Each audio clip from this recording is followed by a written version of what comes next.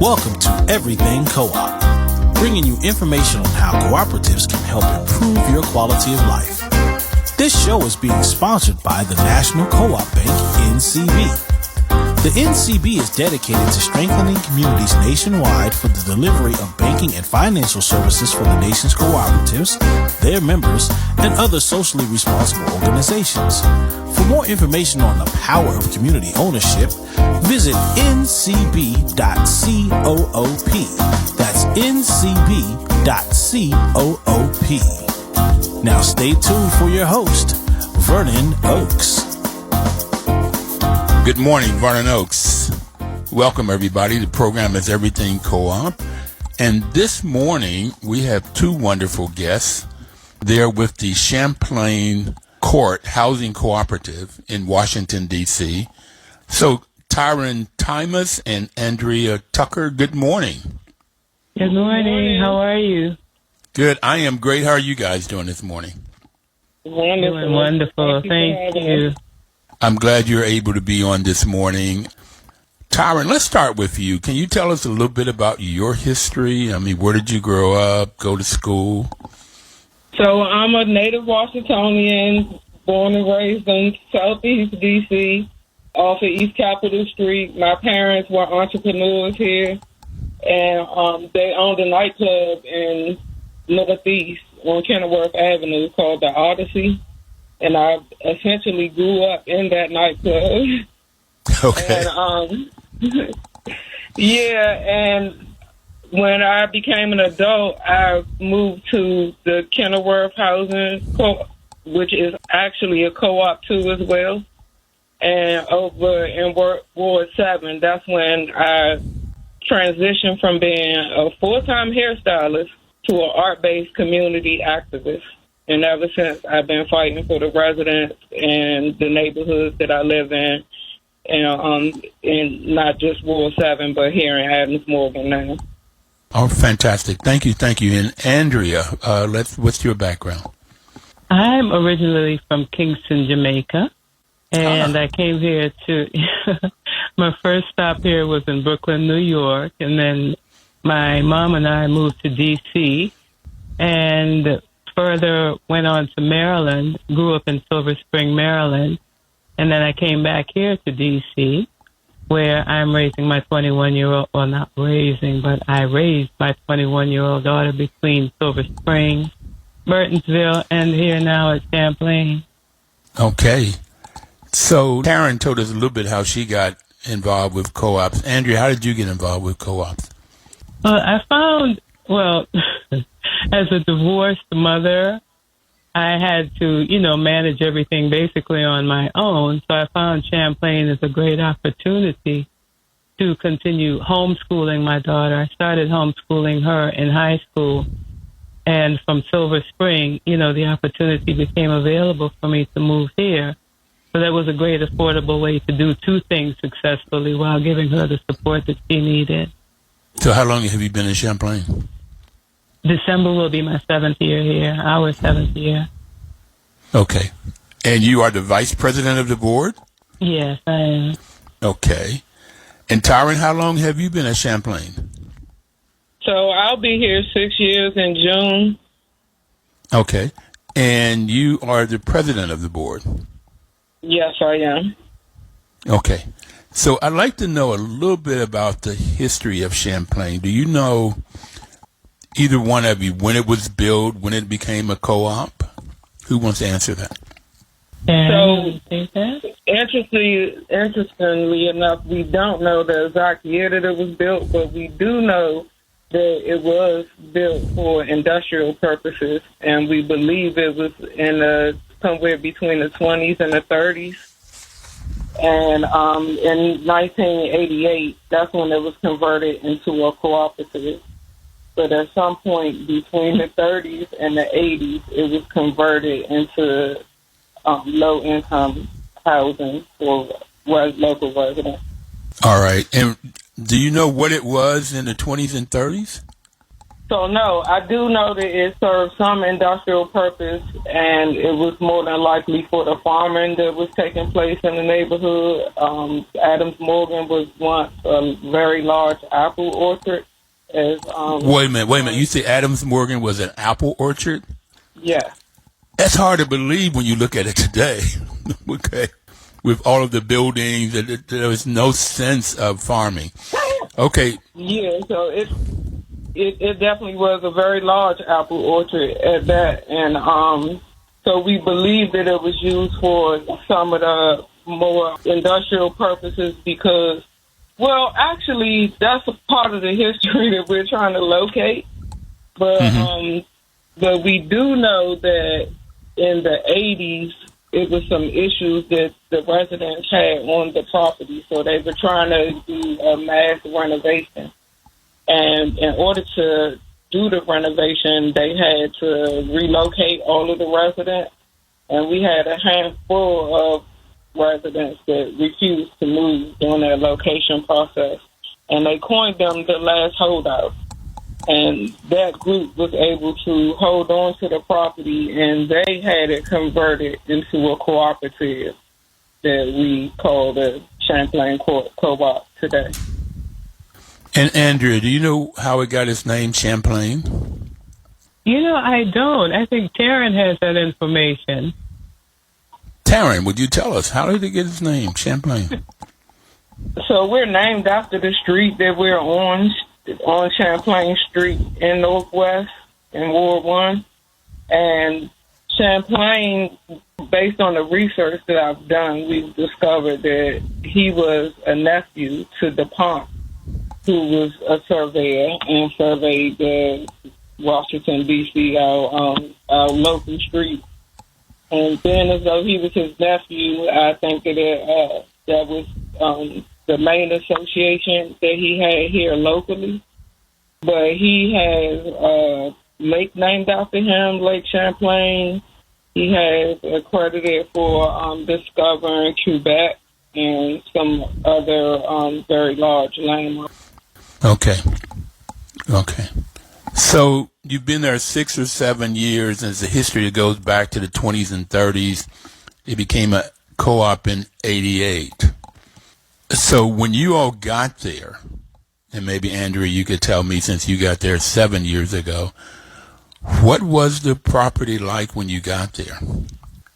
Okay, I held my breath for a moment, but let me be candid about this and refer back to the point that it afforded me the opportunity to continue homeschooling my daughter at an affordable rate for me. So I had to close my eyes literally at our surroundings. So if you want to know how the property appeared, the awnings were falling down, neighbors were complaining about us. We were basically the eyesore in Adams Morgan, which is very up and coming, and we were not really welcome because of the way that we appeared. So, yeah, there's a marked change now when you look at our property. We have neighbors approaching us and complimenting us on the changes that we've made since we've come in as the new board and management. All right, so 7 years ago, you were an eyesore.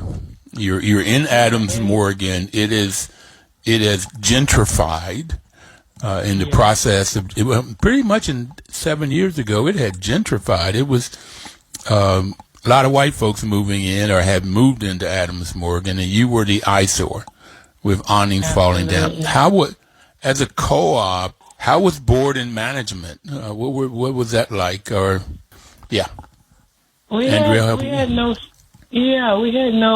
board management support, nor did we have any sense of ownership. We were led to believe that we were renting, for one, although some of us did know differently. The board basically ran the show, as did management. They were in agreement with one another, so that when we had board meetings, there was no opportunity for our individual participation. Board and management, as I said, were, together. As far as getting repairs done, it was little to no success.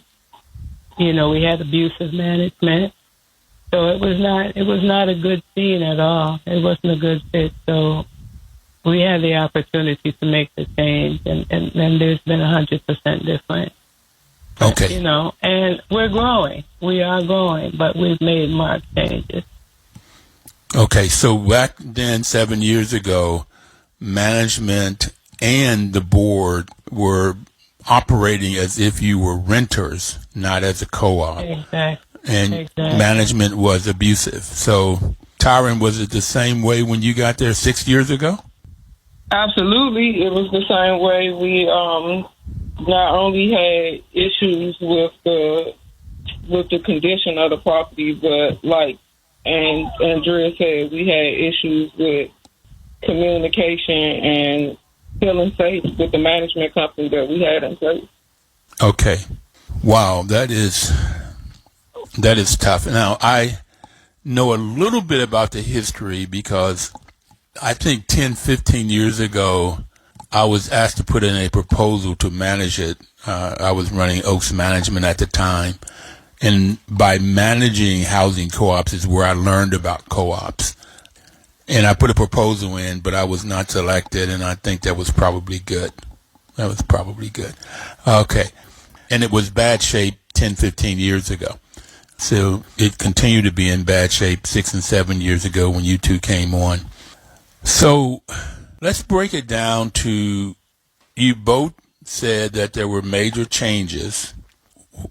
What started the changes? What started you all to change from abusive management and a board that was operating as if it was an apartment building? What started the changes? So I can speak on that because we had some issues with the roof, and it had started to rain inside of our units. And my unit was one of the units that was affected greatly by the rain and water damage. And so I started advocating for the residents. I started asking around, trying to figure out where people sharing the same experience. And I kind of knew that they were because we did have a resident who was already advocating for changes when I moved in.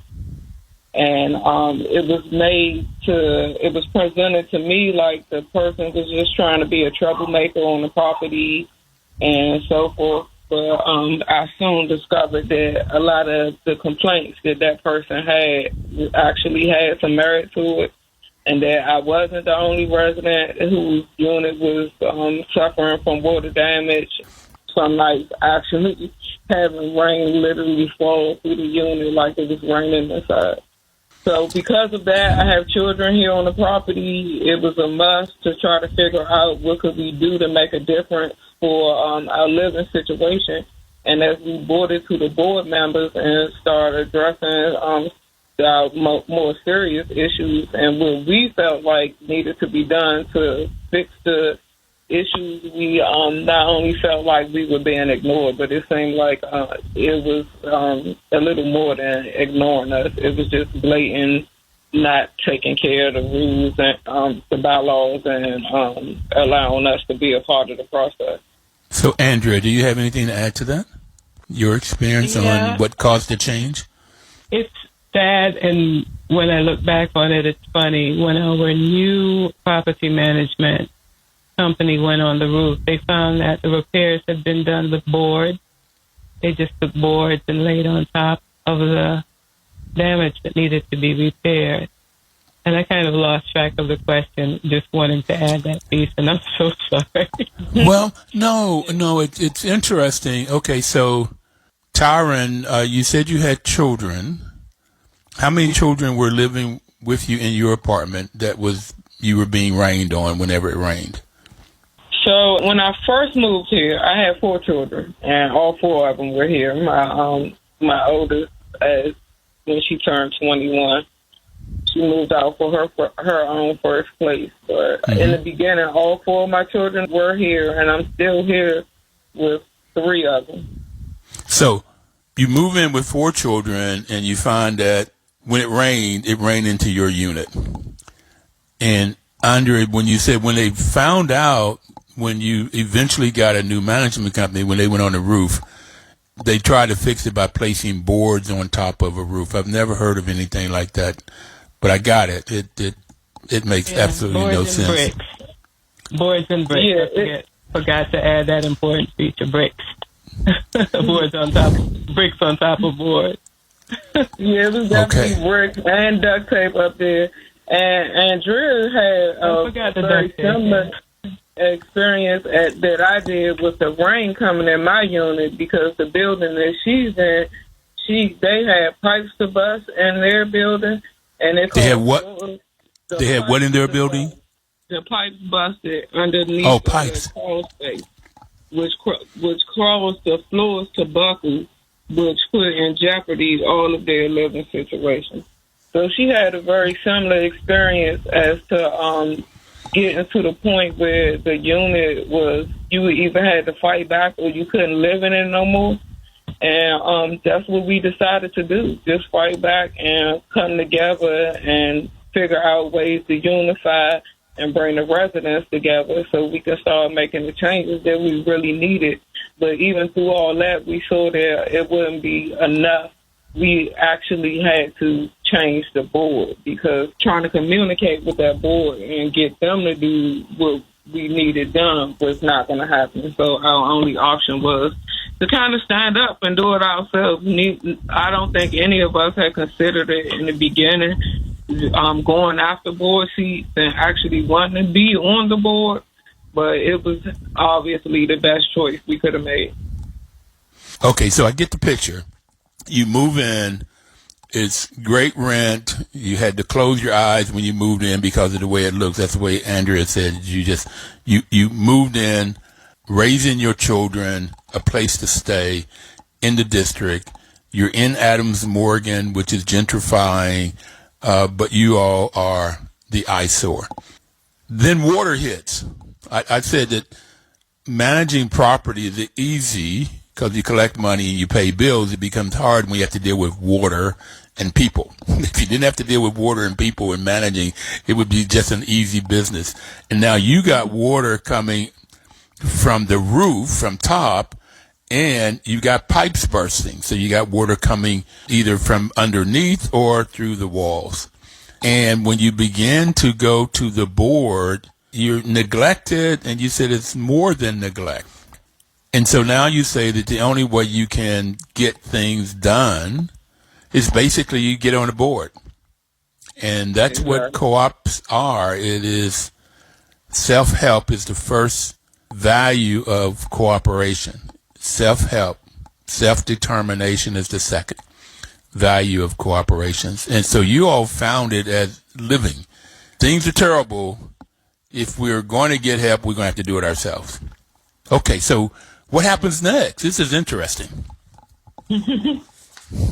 So what happened first was I come through the bylaws, figured out what we needed to do to hold an election, and then we hosted an election and met the requirements that we needed for the bylaws for the election to be successful.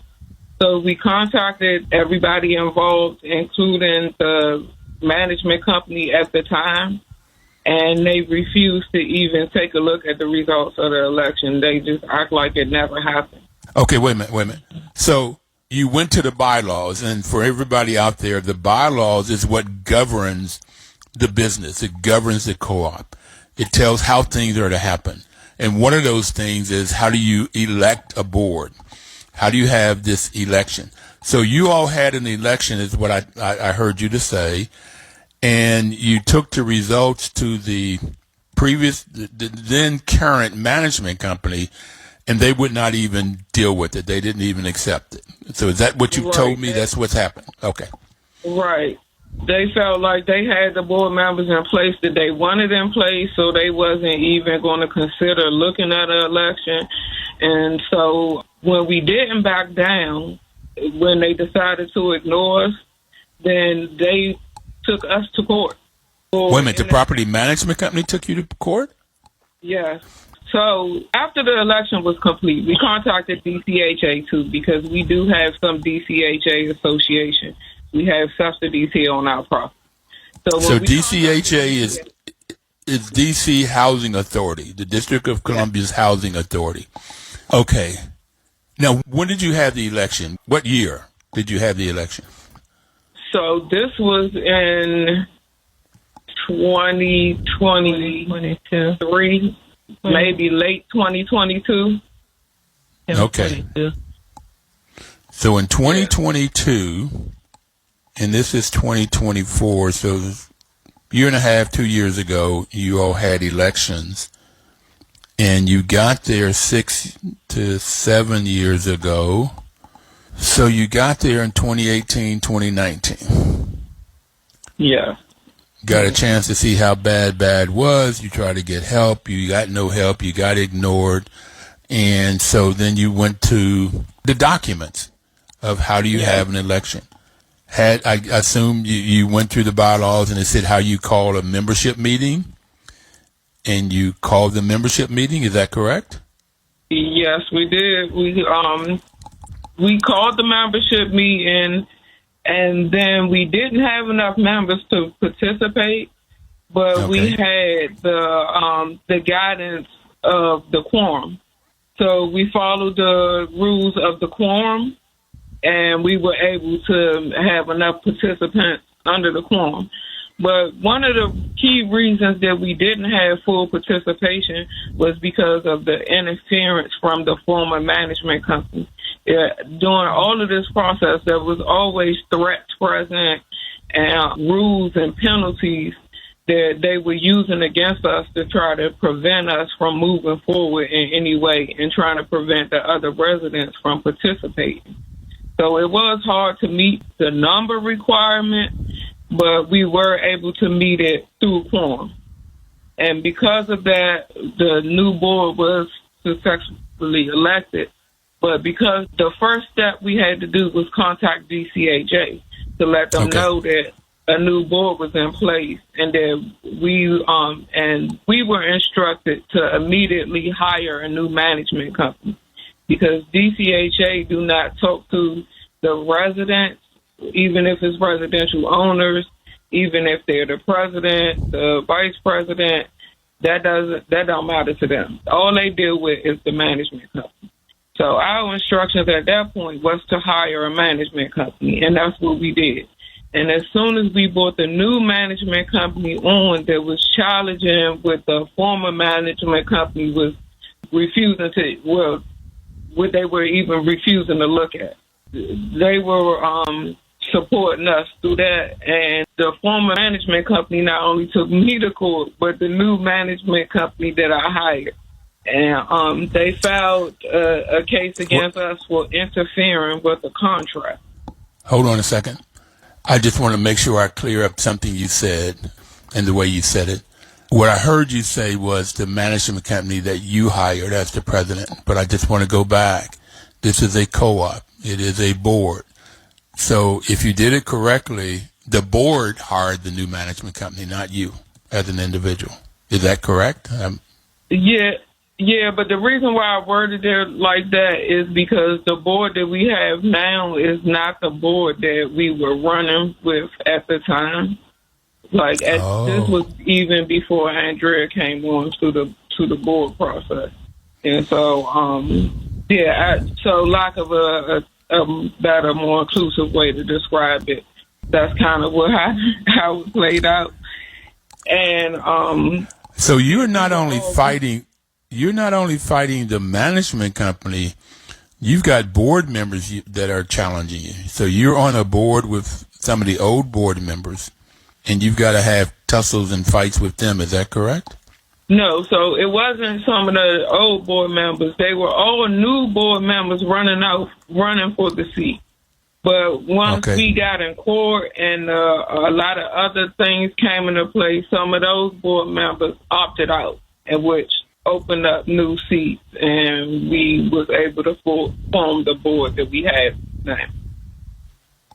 Okay, I got this story, so we're going to take a break now. I think it's a good time to take a break because I really want to get into, when we come back, what are some of the things that you all have been able to do in a year and a half. You came on because great location, great rent, and quite frankly, a sturdy brick building that was built in the 20s and 30s, but it's in bad shape. It looks terrible. The neighbors don't like it, complain about it. You're having a old board that wants to do things the way they want to do things, not by the bylaws, but whatever they want. And you have a management company that's going to do things the way they're going to do things. We will be right back. Please don't touch that dial. We will find out, what did they do? What happened? We'll be right back.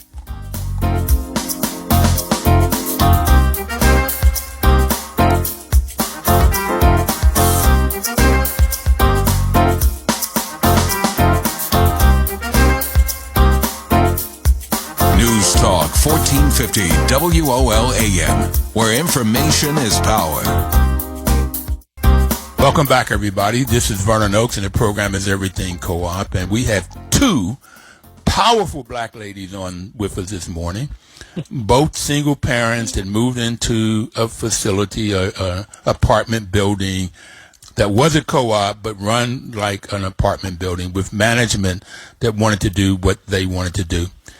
Ladies, we've been on the air a little over 10 and a half years. And the National Co-op Bank has been our main sponsor all of this time. And, we're going to talk that maybe they might be able to help you guys with getting a loan or something to do some of this work. National Co-op Bank mission is to support and be an advocate for America's cooperatives and their members, especially in low-income communities, by providing innovative financial and related services.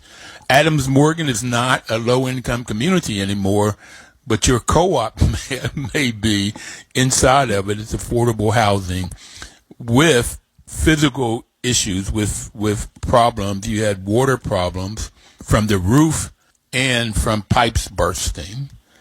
And I assume that there were other problems. But what I want to get into, and I promised our listeners, is that we'd find out what did you do and how did you do it. You're fighting.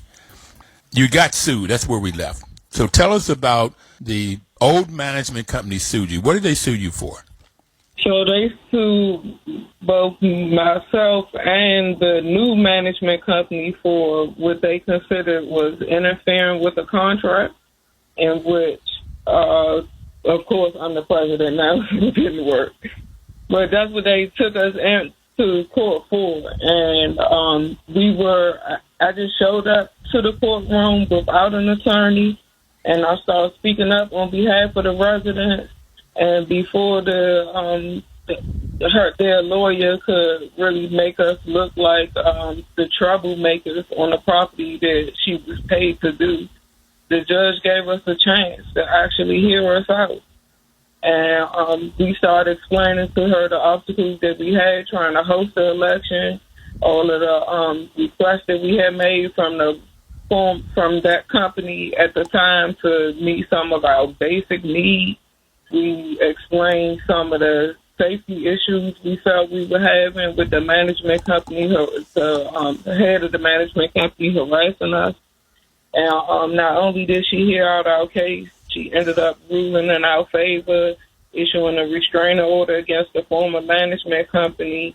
And what she did not do was even she did take a brief look at the election that we had held, but she didn't put too much time in it.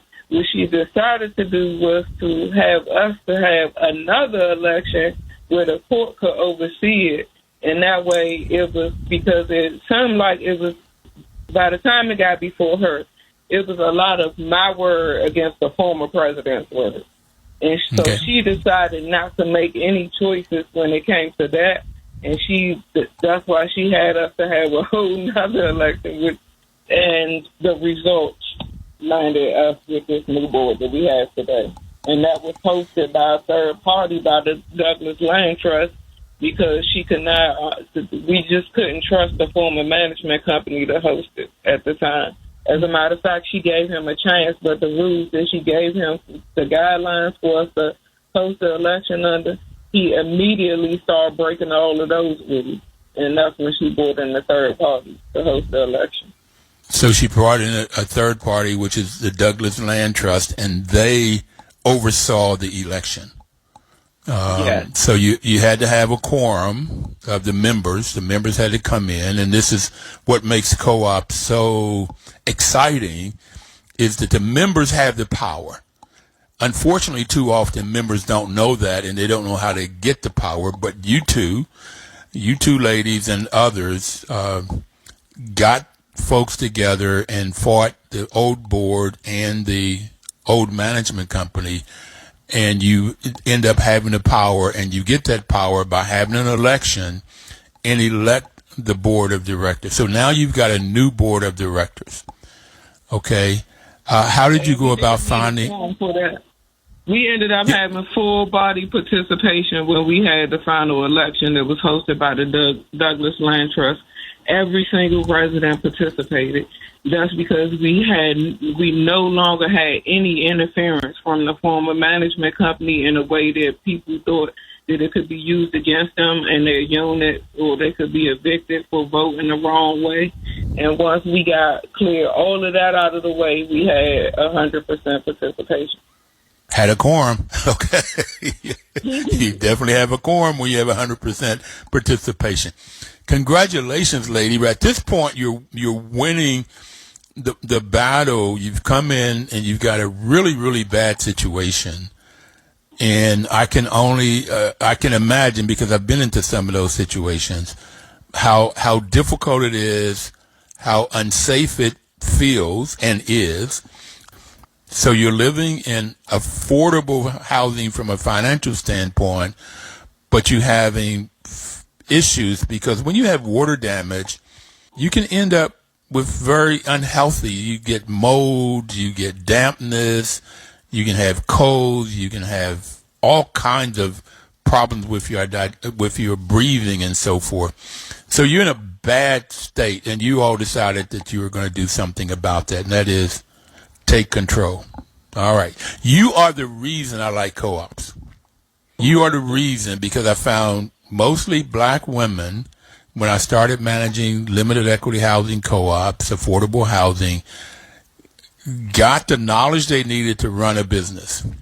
So what kind of training have you gotten and will you get so that it will continue to help you to understand the power you have and how to influence, how to wield that power that's beneficial for the group?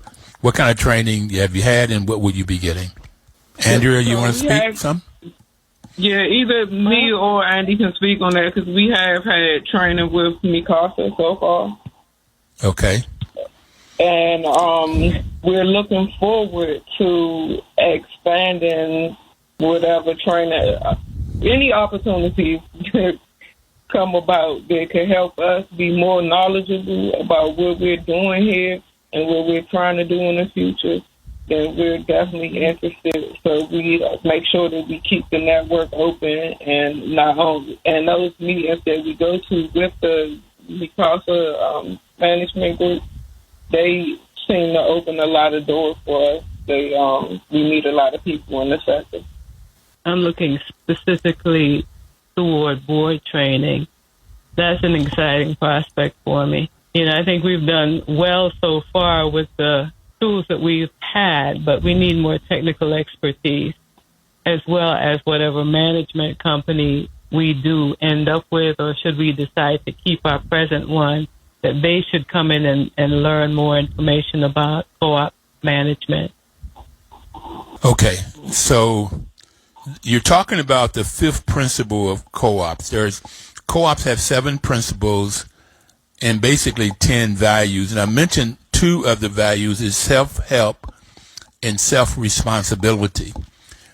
And when you go down that list, self-help, self-responsibility, then the third value is democracy, equality, equity, and solidarity. Those are 6 of the values, but we also have the ethical values of honesty, openness, social responsibility, and caring for others. This caring for others is critical. And also I like that it talks about self-help. How do you, Andrea, help yourself and your child?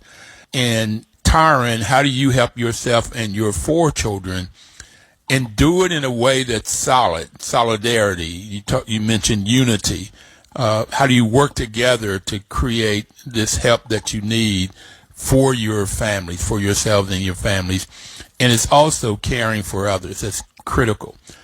So those are the values. And then you have principles. Go ahead. Who was going to say something? I'm sorry. Yeah, how I would like to answer the piece on solidarity and valuing one another is giving a comparison of where we came from. We had, I think I can speak for the community in saying that we didn't have a sense of our own empowerment. We didn't have a sense of unity because we had basically, management and board, in a sense, dividing us. Okay, so that when we came together as a new board and new management, we immediately started what I want to say a healing process. There was a nurturing, there was a coming together as a community. We got together every meeting, we had community meals, and we had the understanding that we were giving like a support to the mom or the dad who may be out working all day, and so that when you come to a meeting, you don't have to worry about fixing a meal when you get home. We started nurturing in that way, and that's a really important part to our communities, our Black communities, our communities of, third world countries. We center our value system around food, so we started like just taking care of each other that way. And then another way of empowerment that's very important to me is that our youth have gotten to understand their part in the process of empowerment. Our youth have been employed. My daughter herself, she works in the theater, so she has set design. She was able to bring in her skills and help with painting and she's very artistic. She helped to create some of the beautiful artwork. The other kids had a chance to cut the grass, had a chance to help to paint, to restore what was once an eyesore, so that when they come in, they can look and even show, look, I was a part of this restructuring. I was a part of this renewal. That gives a sense of pride and ownership, even not to us as adults, but to our children.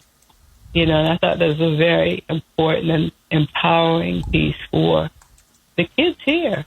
That's the skill that they can pass on to their kids, the pride and ownership. So what I've heard you say, Andrea, is having come from Kingston, Jamaica, whose motto is out of many, one people.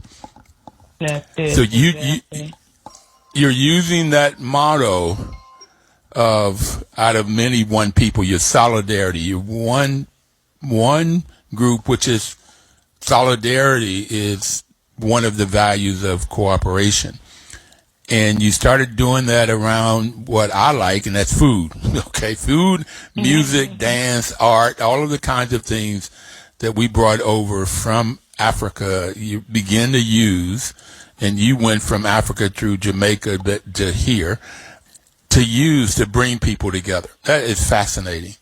That is fascinating. So now you are operating not only in the boardroom, but as a people and getting the place together, operating it with unity, solidarity, the parents and the children. Okay. May I add one more element to our transition too?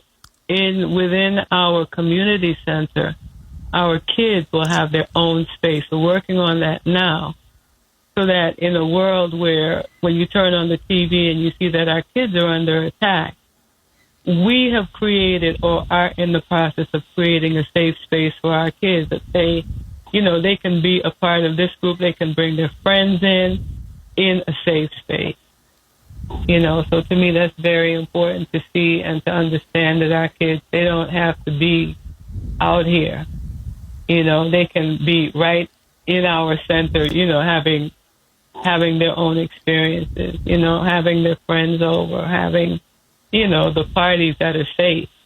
So you are my heroes, ladies, my heroines. You come in and you find that things are bad, and you decide you're going to do something about it, and you do. And you have to go to court. Did you get legal support, Taryn? So no. We went through the whole process with unrepresented by an attorney. Well, we're still in court now, but the first part of the process where we were actually able to, the part that we won, and we did all of that without an attorney. We did have legal aid support in the background in some ways, but they were limited in how they could help us and how they could even advise us. But once we got to the point where we had won the case against us, and now that we have only our counterclaim that's on the table, because we still trying to retrieve basic stuff like our security deposits from this former management company. And for that, we had to have an attorney. And so that wasn't done until the transition process was complete. The new management company was in place, and we actually had funding to do so. But early on, we were, it was ourselves, our ideas, and that's where we went up against this high-paid attorney that was representing the former management company with. It was ourselves and our ideas and our gut to just keep going until we got it right. All right, Black Mamas, okay. All right, I got it. You were my heroines. Okay, now, we met you. You came into our view at the Hall of Fame dinner where Linda Leaks was being honored. She was inducted into the Co-op Hall of Fame. How did you get to know Linda? Did she support you in this process? So, no, we didn't know Miss Leaks personally. We were contacted because she had did a lot of work on the property when it was first transitioned into cooperative. And, so she was back in 88. She was working with the group in 88, back when they became a co-op. Exactly, the last holdout. Okay. And that's back when they were full of energy, just getting started and laying the format that we have to go off of now. But a lot of things transpired over the years since then. And so when they came to the property, we were not only were we unfamiliar with Ms. Leach, but we didn't even know that there was a such thing as a cooperative Hall of Fame, and just how deep did this sector really go. And that not only meeting her was inspiring, that the whole night event was educational. It was inspiring for us as cooperatives of a housing co-op, but we also learned about the other cooperatives, and it was just chock full of information, and we were blessed to be invited. So I don't know how to do this yet, but I'm inviting you all to be my guests this October 3rd, okay, because you are my heroines. This October 3rd, I am being totally blessed and honored by being inducted into the Co-op Hall of Fame. So I really would like for you all to be there, because it was women like you that I started managing their co-ops, and watch women that didn't have an MBA, didn't have a bachelor's degree in business, but really run a business extremely well. Like, have you all fixed the roofs yet? That was the first order of business. Okay. So that's what I'm talking about. When you get in, you got control, you start taking care of business. And that's why I fell in love with co-ops almost 30 years ago now. Well, it is 31 years ago now.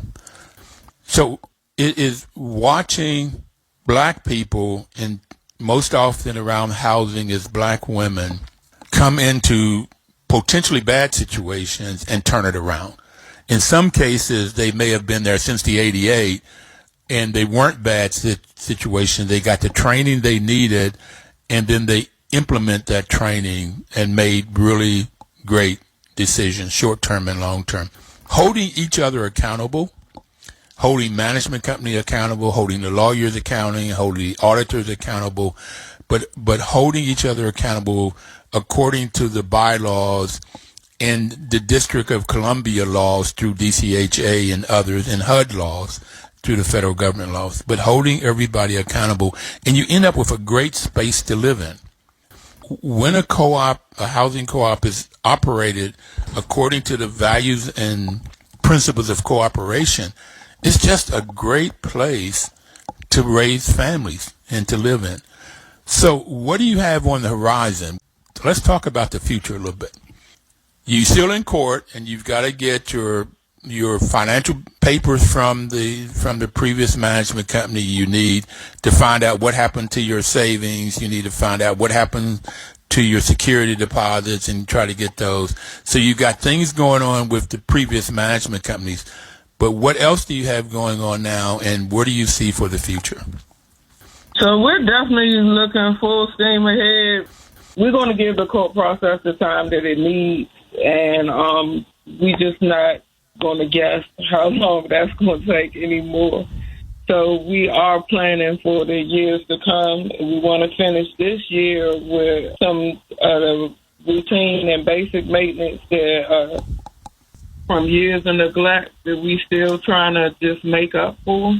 But I think by the end of this year, we'll have all of our residents in a comfortable space here on the, not just in our common spaces, but in all of the units. I think that we will be, because we had like 10 years worth of damage to undo or more.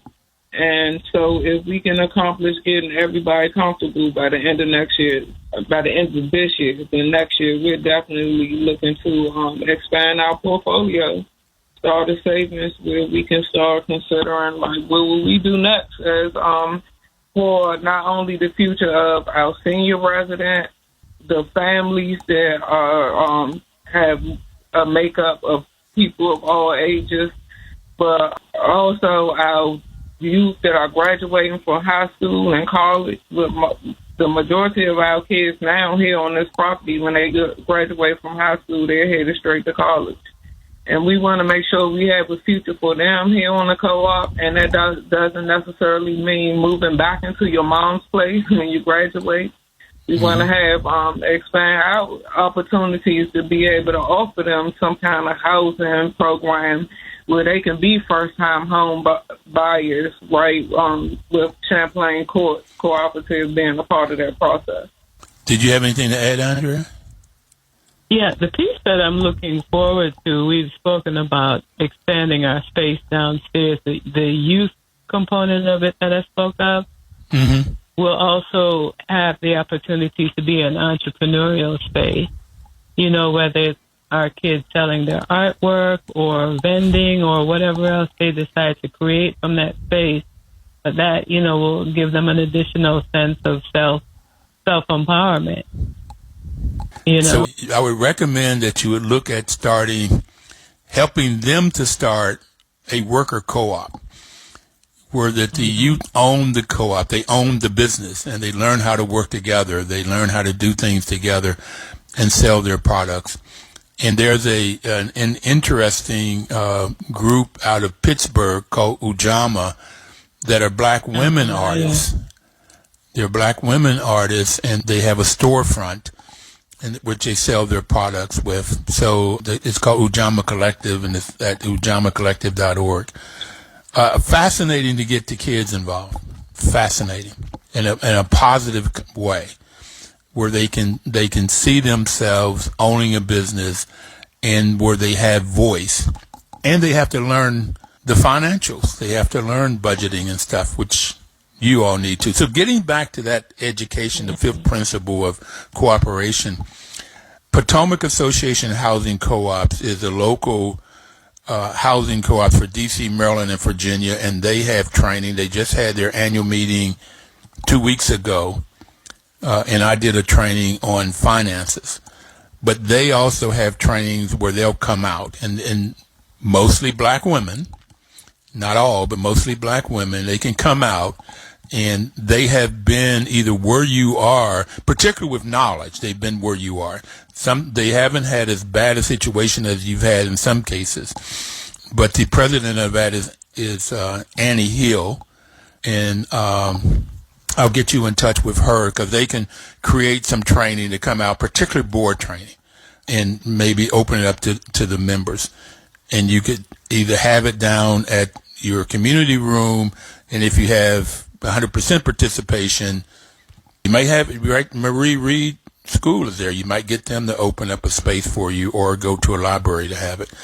Okay, and the D.C. government had what they call a small community grant of $200,000. It was 20 units or less, and you all have 24. But I would recommend you go to your city council person. Who's your Ward 1 city council person? I'm not sure who I'll... All right. It's Brianna Doe. Yeah, I believe it's Brianna Doe. Well, we're going to get you to know that person because you could look for support from the city. I want to see about getting National Co-op Bank to see about a loan. Do you all have a mortgage now? Yes, we do. Okay. But how you can get funding in there to do that 10 years of deferred maintenance? You've already replaced some roofs, but also how you can get some savings going on. So I want to see how I can support you guys. Who would like to leave what message would you like to leave in the last minute to people that are listening? What message would you like to give people? Ooh, I would say that it is housing opportunities here in the District of Columbia. They're not always smooth running or easy to access, but they're there. And if you do need housing opportunities, just look around. Please just don't be discouraged. Keep going because you will find a place that'll fit you and your family. Fantastic. Keep looking. Keep working.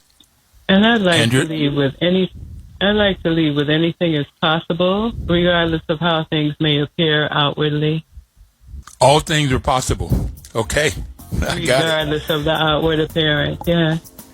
Everybody out there, we thank you for being on. We thank you two ladies for sharing your story with us. And I am honored to know you.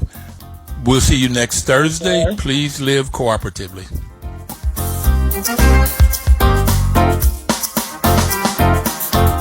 The preceding program was paid for by Everything Co-op.